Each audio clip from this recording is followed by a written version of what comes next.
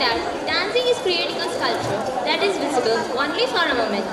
And dance is a hidden language of the soul. I warmly welcome the classical dancers who will be captivating us with a mesmerizing performance.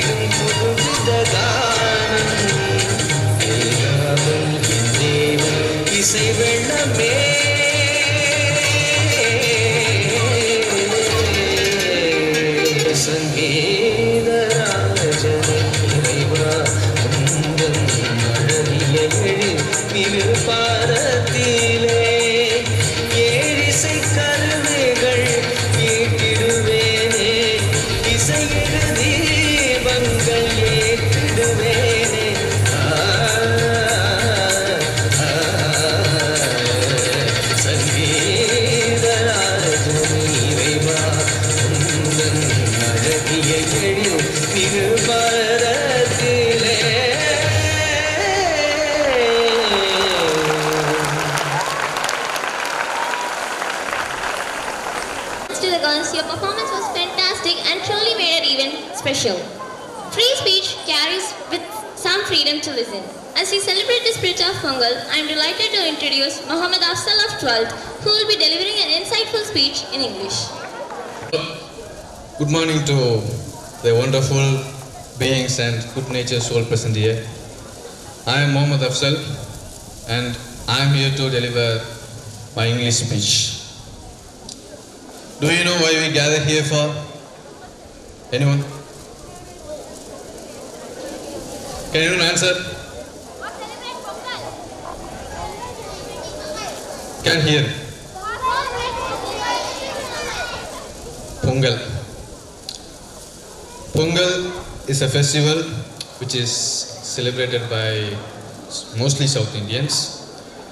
The festival Pongal is a festival which is only celebrated to pay the tributes for the sun. Why sun? Because sun gives so much usefulness to the farmers and peasants. Pongal is a festival of peace and prosperity and joy. It marks an important season in the harvest and resources of Tamil Nadu.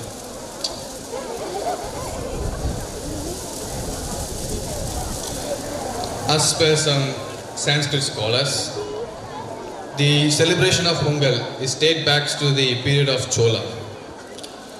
But today, are we only going to celebrate Pongal? Nope. We are going to celebrate a bit adieu to our childhood, which also means goodbye to our school life.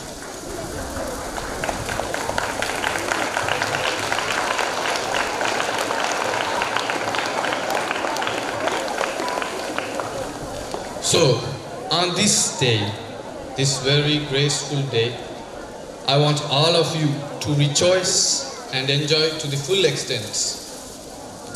So, I sincerely and politely demand you to allow your precious seconds and your utmost attention for the most enthusiastic, zealous and powerful performances which is leave the audience enraptured and elated, and with some gratifying and harmonious music. This event may not so lavish, but there are some nicks and knacks around here. So, I also request you to present your silence for the time being. Thank you all and wish you a happy and graceful Pongal. Rajadi Raja, Raja Gambira, Raja Matanda, Raja Kulatilaga, Nama Annan Arasilvadi Adoni, Varigirar.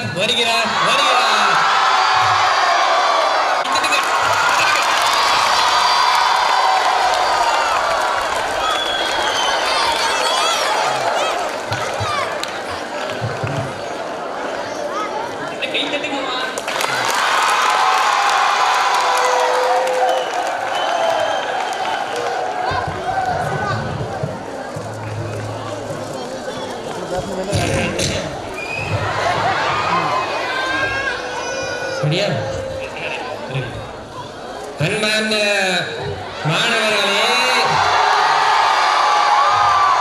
ஆசிரியர் பெருமக்களே, இங்கே கூடி வந்திருக்கும் ஆண்டோர்களே, சான்றோர்களே, என் நெஞ்சில் குடியிருக்கும் அன்பு உங்கள் அனைவரையும் இந்த விழாவிற்கு வரவேற்பதில் நான் பெருமகிழ்ச்சி அடைகிறேன்.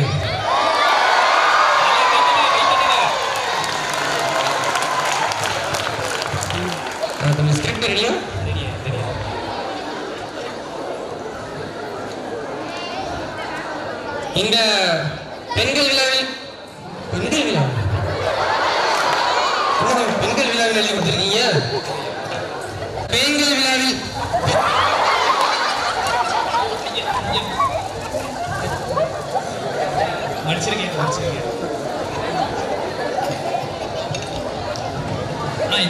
என்னையா இப்படி ஸ்டேஜில் வச்சு நீங்க அவமானப்படுத்துறீங்க? ஒரு வாட்டி மட்டும். தமிழ் தெரியுமா தெரியாதா?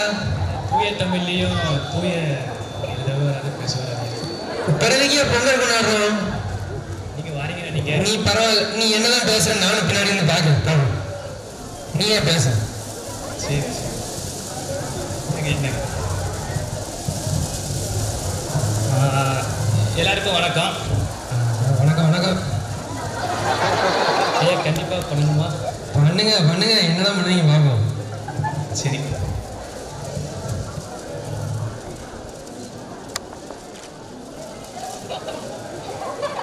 கண்டிப்பா பண்ணிதான் ஆகணும். தண்டனை. அதுக்கு முதல்ல மைக் ஆன் பண்ணிக்கோங்க.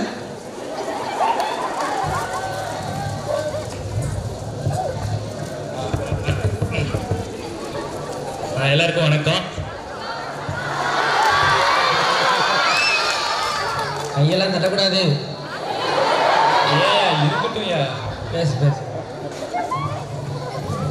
எல்லா தமிழர்களாலும் சிறப்பாக கொண்டாடுறதா தான் பொங்கல். பொங்கல் நம்ம எப்போ கொண்டாடுறோம்னா மார்கழி முடிஞ்சு தை பிறக்கிறப்ப தான் நம்ம கொண்டாடுறோம். கரெக்டா? குழந்தை கூட தான் தெரியும். சரி விடுங்க. நம்ம ஏன் பொங்கலை கொண்டாடுறோம், எதுக்கு பொங்கலை கொண்டாடுறோம், இதோட வரலாறு, இதுக்கு பின்னாடி இருக்க அறிவியெல்லாம் எனக்கே யோசிச்சு பார்த்துருக்கீங்களா? சரி, பார்த்துக்க மாட்டேங்கன்னு நினைக்கிறேன். உங்களுக்கு முதல்ல நான் சொல்றேன். பொங்கல் யார் முக்கியமாக கொண்டாடுறாங்கன்னா விவசாயிகள். விவசாயிகள் விவசாயம் செய்யும் போது தங்களுக்கு உதவியாக இருந்த இயற்கைக்கும் சூரியனுக்கும் உறவினர்களுக்கும் கால்நடைக்கும் நன்றி செலுத்த விழாவாக தான் பொங்கலை கொண்டாடுறாங்க. தெரியுமா? தெரியுமா? எனக்கும் தெரியும்.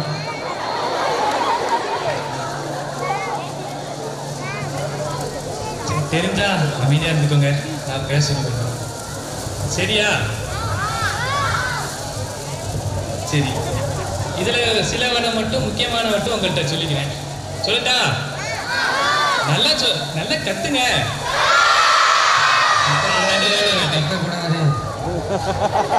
பேசுறது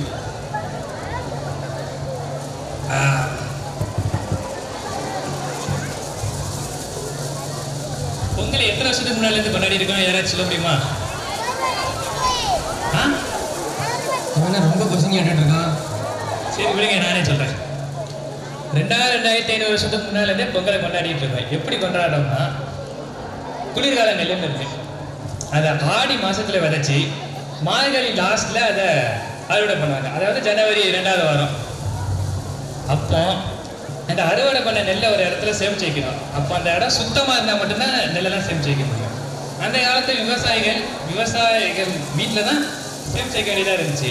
அதனால அவங்க வீட்டில் உள்ள பழைய பொருட்களையும் தேவையில்லாத பொருட்களையும் கொண்டு வந்து எரிச்சு அந்த தஞ்சனா இருந்த இடத்த காலியாக மாற்றி அந்த காலியான இடத்த 2 வாட்டி உடைச்சி மஞ்சள் நீரை தெளித்து சுத்தமாக வச்சு அதில் அந்த அறுவடை பண்ண நெல்லை தூக்கி சேமிச்சு வைப்பாங்க.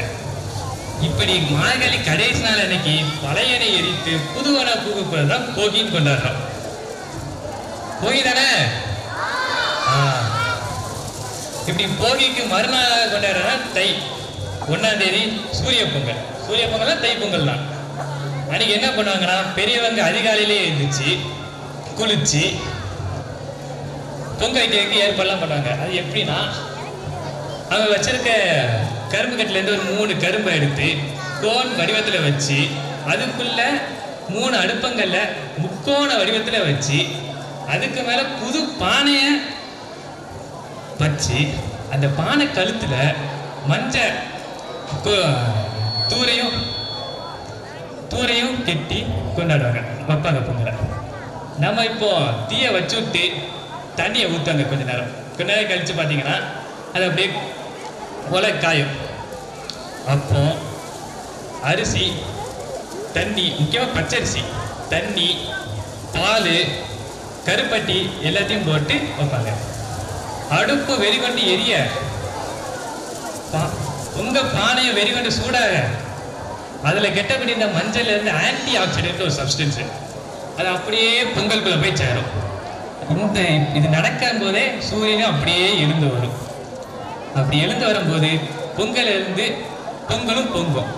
இப்படி பொங்க தருவாயில சூரியனுக்கு முன்னாடி நின்று நன்றி சொல்லுவாங்க. எப்படின்னா, தங்கள் விளைச்சலுக்கு உதவியா இருந்த சூரியனுக்கு ஒரு பெரிய நன்றியை சொல்லுவாங்க. அதுக்கடுத்து அந்த பொங்கலை சுவை பார்க்கும்போது தான் தெரியும், அந்த பொங்கல் தேன் அமிர்தத்தை விடையும் அருமையா இருக்குன்னு சொல்லுவாங்க. அதை பல சங்க பாடல்லையும் குறிப்பிட்டிருக்காங்க. இப்படி தை 1ஆம் தேதி முடிஞ்ச அடுத்த நாளான தை 2ஆம் நாள் மாட்டு பொங்கல். அன்னைக்கு என்ன பண்ணுவாங்கன்னா, காலையில எழுந்திரிச்சு மாடுகளையும் பிற கால்நடைகளையும் குளிப்பாட்டி மாடுகள் நெத்தில ஒரு பட்டையவும் கொம்புல வண்ணத்தை பூசியும் கொம்புல பூ வெப்பலையும் சுத்தியும் மாடை 2வது தெய்வமா அன்னைக்கு கொண்டாடிட்டு இருப்பாங்க. இதே நாளதான் ஜல்லிக்கட்டும் தோண்டி இன்னும் நம்ம கொண்டாடிட்டு இருக்கோம். இதுக்கு அடுத்த நாளான காணும் பொங்கல் அன்னைக்கு என்ன பண்ணுவாங்கன்னா, விளைச்சலுக்கு விவசாயிகள் விவசாயம் செய்யும் போது அவங்களோட உறவினர்களும் கூட மாட வேலை செய்வாங்க அந்த விவசாய நிலத்துக்குள்ள. இதுக்கு நன்றிய சொல்லாம செய்வாங்க. அதுவும் எப்படின்னா, அப்ப அறுவடை பண்ண நெல்லையும் கரும்பு கட்டையும் அந்த உறவினர்கள் வீட்டுக்கே கொண்டு போய் சமைச்சு அந்த நாளை ஃபுல்லா அங்கே உறவினர் வீட்டிலே கொண்டாடி மகிழ்ச்சியோடு இருப்பாங்க. இதுதான் காணும் பொங்கல். எப்படின்னா மார்கழி லாஸ்ட்டில் கடைசி நாள் அன்னைக்கு போகி பண்டிகையும், தை முதல் நாள் அன்னைக்கு கொண்டாடுற சூரிய பொங்கல் அன்னைக்கு சூரியனுக்கு நன்றி சொல்லியும், தை 2ஆம் நாளாக கொண்டாடுற மாட்டு பொங்கல் அன்னைக்கு கால்நடைக்கு நன்றி சொல்லியும், தை 3ஆம் நாள் அன்னைக்கு காணும் பொங்கல் அன்னைக்கு உறவினர்களுக்கு நன்றியை சொல்லாம செய்யறது தான் பொங்கல். இப்படிதான் பொங்கலை கொண்டாடணும். கரெக்டா? இப்பெல்லாம் கொண்டாட பொங்கலை இப்பவும் நம்ம கொண்டாடிட்டு தான் இருக்கோம். அது பொங்கல் இல்லையானே தெரியல. கடந்த 20-30 வருஷமா எவ்வளவு வளர்ந்துருக்கோன்னு விட எவ்வளவு கலாச்சாரத்தையும் பண்பாட்டையும் மறந்துருக்கோம் தான் பார்க்க வேண்டியதா இருக்கு. கலாச்சாரமும் பண்பாடு தான் நம்ம அடையாளம். இதை அடுத்த சந்ததிக்கு கொண்டு போற அளவுக்கு விழாக்களை திருவிழாக்களை கொண்டாடினா மட்டும்தான் உண்டு. கண்டிப்பாக மட்டும்தான் உண்டு.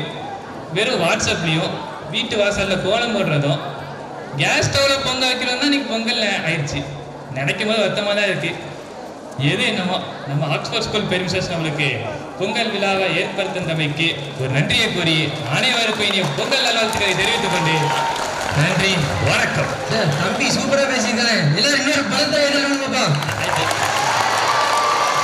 ரைட்டராக வச்சிருக்க பெருமைப்படுறேன்.